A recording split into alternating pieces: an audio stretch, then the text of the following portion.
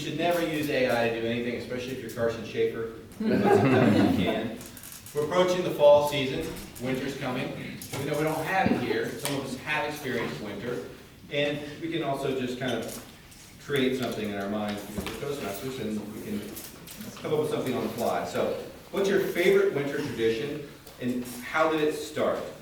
Toastmaster Carson Schaefer. That's distinguished Toastmaster. I'm going to go with your original question on AI.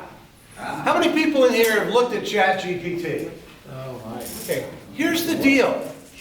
It has no spark. It has no intuition. It can cure a blank page. You need a list of 10 things every Toastmaster should know. It'll give you a list of 10 things, but there's no intelligence. It just blithely goes about doing what it does. So if you wonder, what's the difference? How can I tell if something is written by ChatGPT or a human? If it's intelligent, if it has spark, if it has intuition, if it makes an actual point, instead of just being your high school English history or history paper. There were many battles in the Civil War. The Civil War had several battles, and most of them were important. That's ChatGPT. Use your brain, and you'll beat AI every time. All right.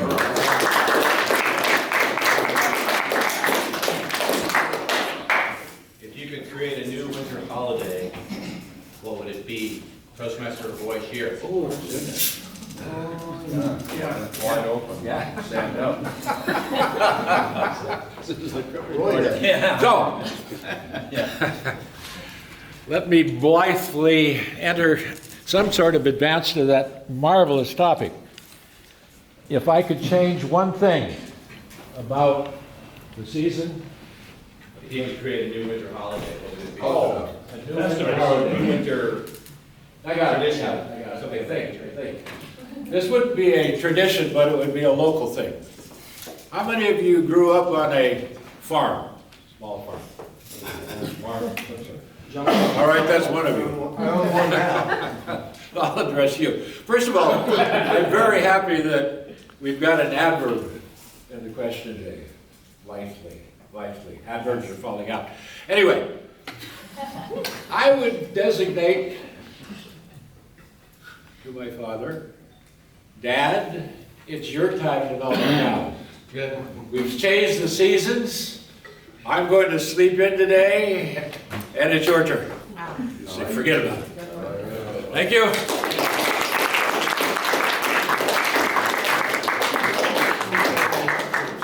That's all right.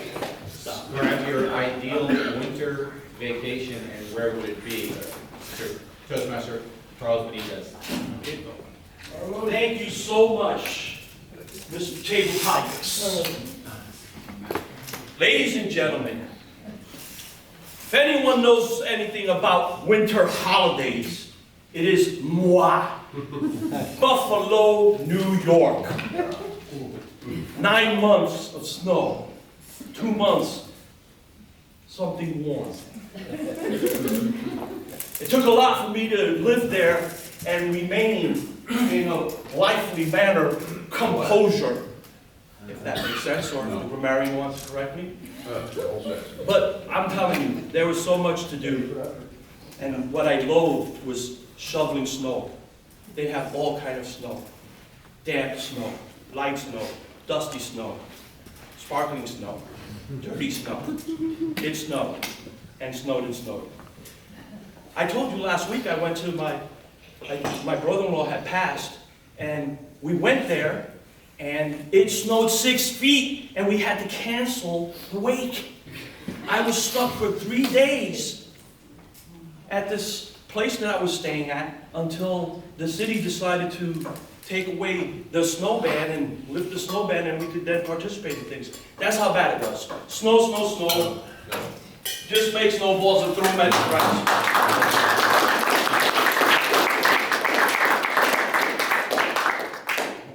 Call me Frosty. How did you stay motivated during the colder, darker months of the year? Toastmaster, distinguished Toastmaster, Blake Smith. How did I stay motivated during the cold, dark days of the month? Days of the month. In Florida.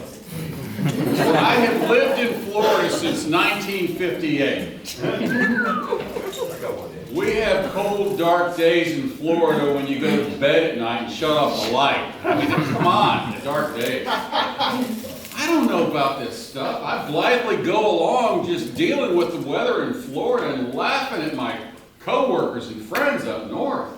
I remember belly aching one time to a buddy of mine in Chicago because it was 19 degrees. And he said, man, up here we look forward to 19 degrees. Good, great. I'm ignorant about this stuff.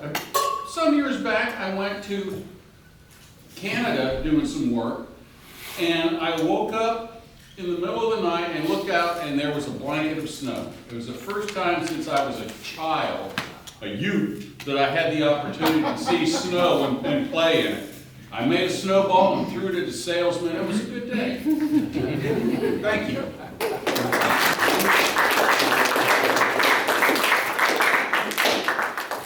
This one might land. Describe a time when you had to adapt to unexpected winter weather. Toastmaster, call that fair. Good morning, Toastmasters and guests. Good morning. So I moved here not blithely to put winter behind me, but what it reminds me of is the end of things. And there's been something weighing on my heart heavily since my recent trip to New York, which reminded me of someone who was once very important to me, who's no longer in my life. And whether it's a family member or a romantic relationship or a friendship, one of the hardest things to do is when you love someone but they mistreat you, to walk away from that relationship. And I saw a quote the other day that really resonated with me that said, let it end, let it hurt, let it heal, let it go. And I think it's the ultimate act of maturity to be able to say goodbye to somebody when your heart doesn't really want to, and choose yourself first. Thank you.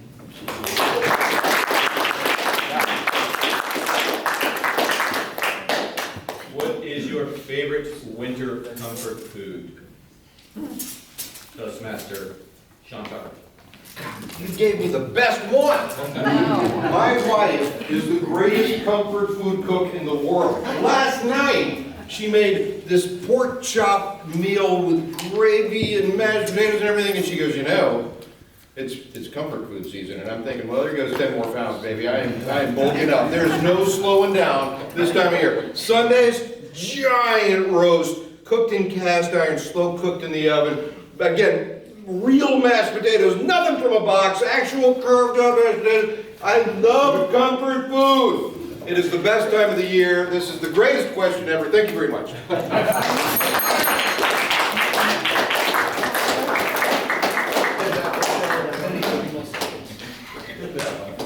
If you had to live in a perpetual winter, what's the one activity you would never get tired of? Toastmaster Lord Cross. Lord. Good morning. Good morning. One activity I never get tired of actually is writing. I love to write, and wintertime is a perfect time to write. That's why most of your best American writers come from the North, although the South has a twisted way of lively poking fun at life and hard time experiences. Robert Frost is known as a wonderful American poet.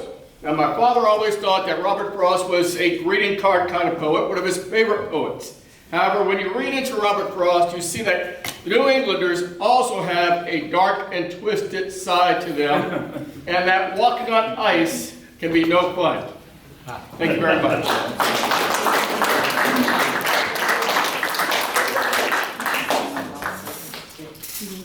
Describe a memorable winter experience that changed your perspective on life.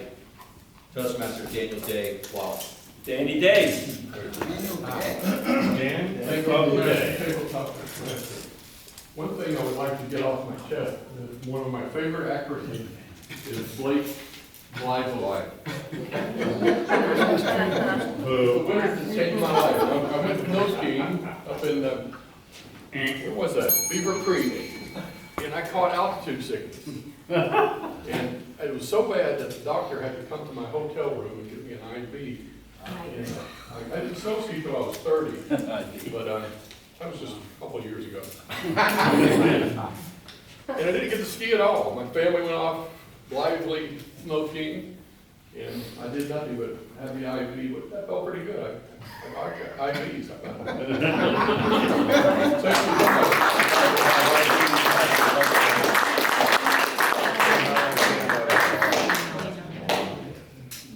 Share a story about a time when winter brought people closer together in your life. Toastmaster Kathleen Offheimer. Kathy. Well, I'm gonna combine that with the one that you just gave, Colette. When I was in third grade, we had an experience that was not too lively. I was living in North Carolina. We had a very big ice storm, and we lost power completely. And we unfortunately, my sister and I had to share a bed because we didn't have any heat, and we ended up having to go to a hotel. And so unfortunately, that was not the most pleasant experience.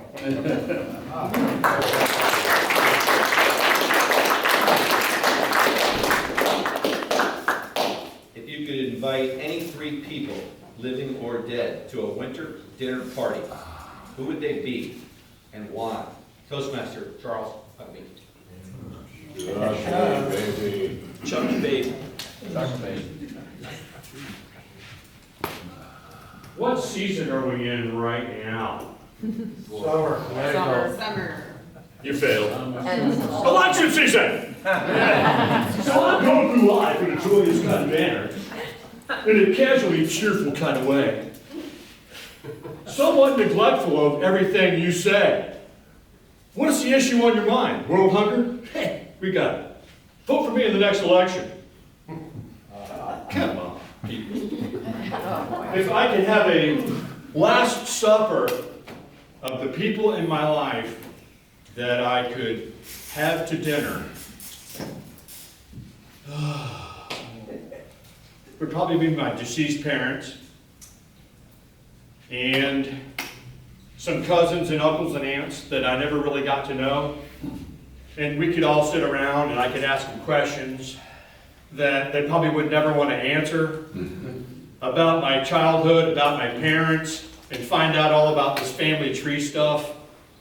That would be very interesting and fun for me. Blithefully. Right? Thank you.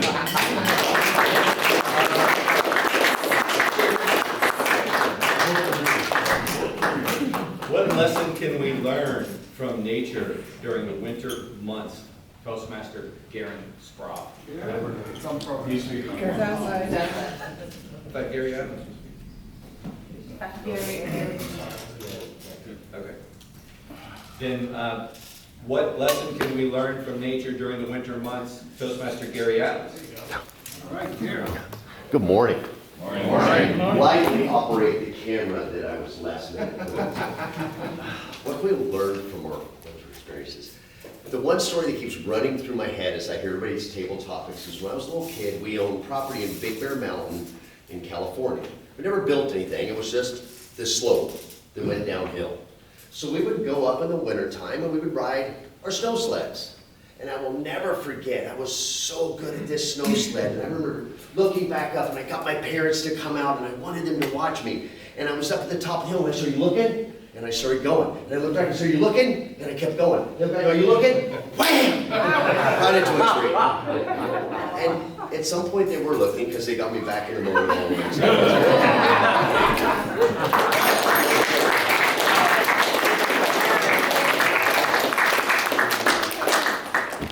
What is one personal goal you set for yourself each winter season? Toastmaster Alexander, it's down to you. Morning, Toastmasters. I'm going to take a different one because I actually have a story for winter time. So, it was when I went skiing a couple years ago in Colorado, And the topic you previously said was something that brought you closer to people in your life.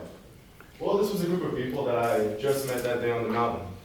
So it was my first time snowing, my first time skiing, my first time ever seeing snow. And throughout the morning, I learned how to go down the mountain, took lessons. And in the afternoon, I took the lift all the way up. This was my last run. And I was really, really excited because I've been getting better all day. I'm getting faster runs. So I passed this one yet. I was going down the mountain, skiing like it was no problem. And then I come around the bend, going maybe 30 miles an hour. There is a family with 3 children in a stroller, all spread out across the entire length of the slope. So me going fast and thinking, where am I going to go to evade them? I decided to go up the bank to see if I can avoid them. That didn't end well. And I actually flipped and ended up in those orange fences that you see that separate the little columns. So that's my story from meeting somebody that was, I guess, close that day.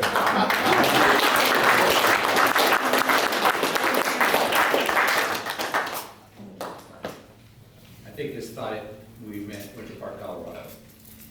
AI is not always good. If Winter Park could host a winter festival, what unique events would it feature? Toastmaster Myra Fury. Good morning. Good morning. I'm going to try to attempt this lively. What would Winter Park host if they had a winter festival? Yeah, other than the Yard Festival. It certainly wouldn't be snow. So I feel that the weather that we have here in winter, I moved here in 1990, and the weather in the winter actually got cold here. I had seen it flurry here in Florida, and it has gotten progressively warmer. And I feel like the weather did have enough winter to it. At Christmas time, like starting in October, we'd start to be able to dress warm to go trick-or-treating with the kids. And I think that Winter Park could host activities that bring snow in, like snowballs, foods, and things like that, that would be fun to enjoy in the wintertime.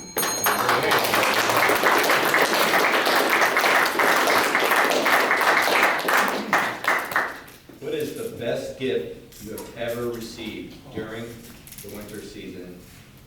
Toastmaster Amy White.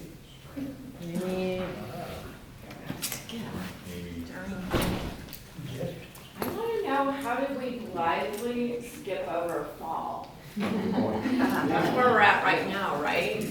Kind of. Almost. Not quite. We're almost there. I honestly can't remember the best gift during Christmas time, but I would like to say that one time during the fall, in hurricane season, it was a bad one. I don't remember which one it was, but in my neighborhood, trees went down. Of course, electricity was out. I remember during it, we went into our powder room, which happened to be the most safe room, and I gave my son what was left over of the ice cream cartons. And I pulled his beanbag chair in there, and I'm like, here you go. He's like, what? Because I was a health nut, and he's like, why are you giving me ice cream? But he, oh, red light. Anyhow, it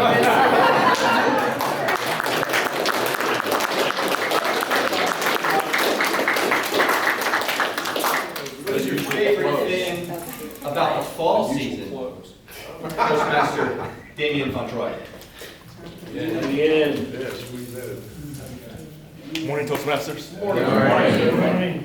All the winter topics, and you give me fall. I ran out of topics on here. No worries. So I grew up in Mobile, Alabama. There's not much of a winter there, just like here, and that's perfectly fine with me because I don't like winter. And I'll tell you why. All my hobbies involve beach, snorkel, scuba dive, paddleboarding, fishing, basically summer activities. So when winter comes around, I'm just kind of sitting around looking out the window, feeling sad that I can't do my hobbies. Another story that comes to mind, growing up in Mobile, Alabama, and then moving here to Florida. The first time I really saw snow was in 2007 in Afghanistan, of all places. So my supervisor said, "Hey, it's snowing outside. Guess what? You need to go, get the snow off all the airplanes, clean the sidewalks off, get everything ready so it can fly in the morning." That's it. Snow sucks. It just kind of played into my distaste for winter. Thank you.